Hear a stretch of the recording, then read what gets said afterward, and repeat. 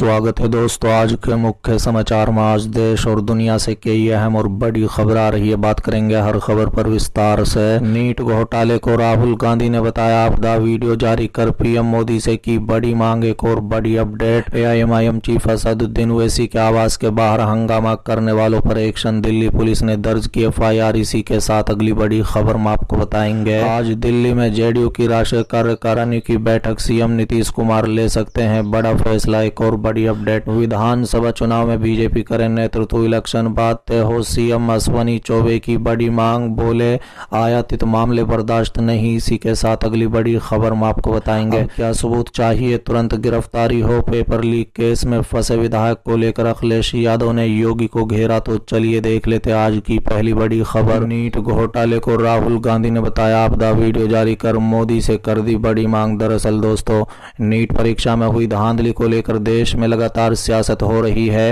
राज्यों के अलावा देश की संसद में भी इसे लेकर जमकर बहस हो रही है। लोकसभा में विपक्ष शुक्रवार 28 जून को मेडिकल प्रवेश परीक्षा नीट यूजी पेपर लीक मामले पर बहस करना चाहता था, लेकिन हंगामा के बीच लोकसभा की कार्रवाई सोमवार 1 जुलाई 2024 11 बजे तक के लिए स्थगित कर दी गई। इसके बाद राहुल गांधी ने एक वीडियो जारी कर कहा कि नीट में धांधली एक आपदा की तरह है। उन्होंने पीएम मोदी से चर्चा कराने का आग्रह भी किया। राहुल गांधी ने कहा है कि इंडिया गठबंधन नीट एग्जाम और पेपर लीक मामले को लेकर सरकार के साथ बहस करना चाहता है, जिसे लेकर हमें आज संसद में ऐसा करने की सलाह नहीं दी गई। ये एक गंभीर मामला है जो पूरे भारत में लाखों परिवारों को परेशान कर रहा है। हम प्रधानमंत्री मोदी से इस मुद्दे पर बहस करने और छात्रों को सम्मान देने का आग्रह करते हैं। बता दें कि लोकसभा में नीट पर हंगामे के बाद सदन की कार्रवाई सोमवार तक के लिए स्थगित कर दी गई। देश में नीट की परीक्षा 5 मई को आयोजित की गई थी, जिसमें लगभग 24 लाख कैंडिडेट ने भाग लिया था। परिणाम 4 जून को घोषित किए गए थे, लेकिन इसके बाद अन्य अनियमितताओं के अलावा बिहार जैसे राज्य में नीट को लेकर प्रश्न पत्र लीक के आरोप लगाए गए थे। चलिए अगली खबर, एआईएमआईएम चीफ असदुद्दीन ओवैसी के आवास के बाहर हंगामा करने वालों पर एक्शन, दिल्ली पुलिस ने दर्ज की एफआईआर। दरअसल दोस्तों, ऑल इंडिया मजलिस इत्तेहादुल मुस्लिमीन के प्रमुख और सांसद असदुद्दीन ओवैसी के दिल्ली स्थित सरकारी आवास के बाहर नारे लगाने और काला पेंट फेंकने वालों के खिलाफ केस दर्ज कर लिया गया है।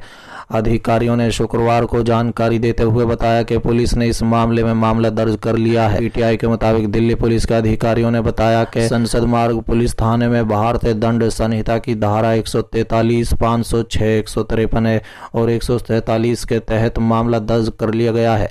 गुरुवार को जिन लोगों ने ओवैसी के आवास पर हंगामा किया, उनकी तलाश की जा रही है और आगे की कार्रवाई की जा रही है।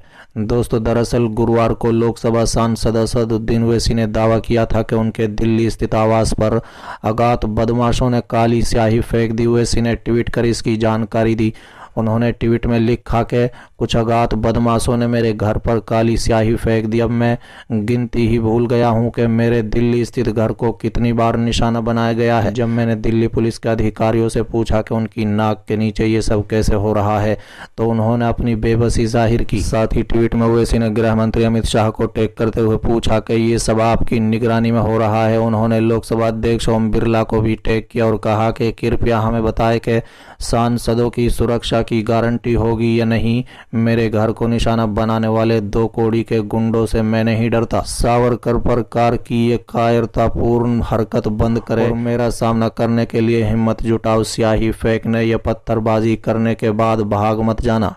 ओवैसी ने कहा है कि यह हमला कोई अकेली घटना नहीं है। ओवैसी के दिल्ली आवास को कई बार निशाना बनाया गया है। पिछले साल अगस्त में दिल्ली का अशोक रोड स्थित उच्च सुरक्षा वाले इलाके में ओवैसी के आवास के दरवाजे पर लगे 2 शीशे टूटे हुए पाए गए थे। इससे पहले फरवरी में बदमाशों ने पत्थर फेंके थे और एंट्री गेट पर लगी उनकी नाम प्लेट को तोड़ दिया। इस समय ओवैसी ने ट्वीट कर कहा था कि 2014 के बाद से उनके आवास पर यह चौथा हमला है। चलिए अगली खबर, विधानसभा चुनाव में बीजेपी करे नेतृत्व, तो इलेक्शन बाद तय हो सीएम अश्वनी चौबे की बड़ी मांग, बोले आयातित मामले बर्दाश्त नहीं। दरअसल दोस्तों, बिहार विधानसभा चुनाव से पहले भारतीय जनता पार्टी के वरिष्ठ नेता और पूर्व केंद्रीय मंत्री अश्वनी चौबे ने कहा है कि उनकी मंशा है कि बिहार में बीजेपी अपने दम पर सरकार बनाए। उन्होंने कहा है कि मुख्यमंत्री के चेहरे पर फैसला केंद्र नेतृत्व लेगा। बता दें, अश्वनी चौबे ने कहा है कि मेरी इच्छा है कि भारतीय जनता पार्टी के नेतृत्व में एनडीए की सरकार बिहार में बननी चाहिए। बीजेपी पूर्ण बहुमत के साथ अकेले अपने दम पर आए और एनडीए को भी आगे बढ़ाए।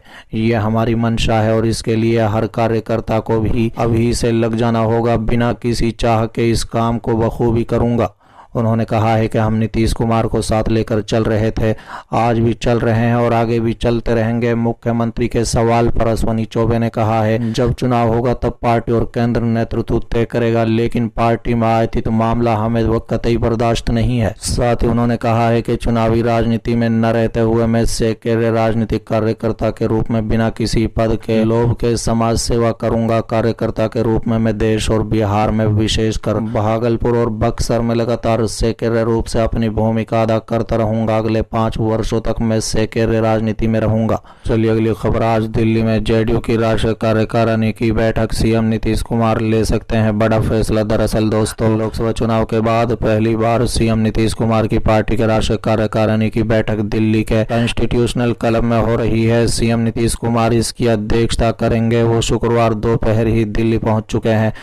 पार्टी के सभी केंद्रीय मंत्री, बिहार सरकार के मंत्री, सांसद, विधायक और प्रदेश अध्यक्ष समेत लगभग कार्यकारिणी के 100 से ज्यादा सदस्य भी दिल्ली पहुंच गए हैं। बता दें कि आगामी विधानसभा चुनाव को लेकर सीएम नीतीश कुमार अपनी पार्टी के नेतृत्व से बातचीत करेंगे। इस दौरान वो कोई बड़ा फैसला ले सकते हैं। बैठक के बाद कुछ बदलाव का भी ऐलान भी हो सकता है। विधानसभा चुनाव को देखते हुए पार्टी के राष्ट्रीय अध्यक्ष नीतीश कुमार एक बार फिर से चौंका सकते हैं। जेडीयू सूत्रों की माने तो सुबह 10:30 बजे पार्टी के राष्ट्रीय अध्यक्ष सीएम नीतीश कुमार राष्ट्रीय पदाधिकारियों के साथ बैठक करेंगे। इसके बाद सुबह 11:30 बजे से राष्ट्रीय कार्यकारिणी की बैठक शुरू होगी। 3 दिवसीय दौरे के लिए दिल्ली गए सीएम नीतीश कुमार विधानसभा चुनाव पर सीट बंटवारे को लेकर भाजपा के शीर्ष नेतृत्व से भी मुलाकात कर सकते हैं। सूत्रों की माने तो जेडीयू इसके बाद भाजपा को बार-बार सीटों पर विधानसभा चुनाव में अपने उम्मीदवार उतारना चाहती है। बता दें कि लोकसभा चुनाव के बाद ये पहली बैठक होगी। इससे पहले दिसंबर 2023 में हुई जेडीयू के राष्ट्रीय कार्यकारिणी की बैठक हुई थी। इस बैठक में लल्लन सिंह ने राष्ट्रीय अध्यक्ष पद छोड़ा था। उसके बाद पार्टी के नेताओं ने नीतीश कुमार के राष्ट्रीय अध्यक्ष पद पर दोबारा बिठाया था।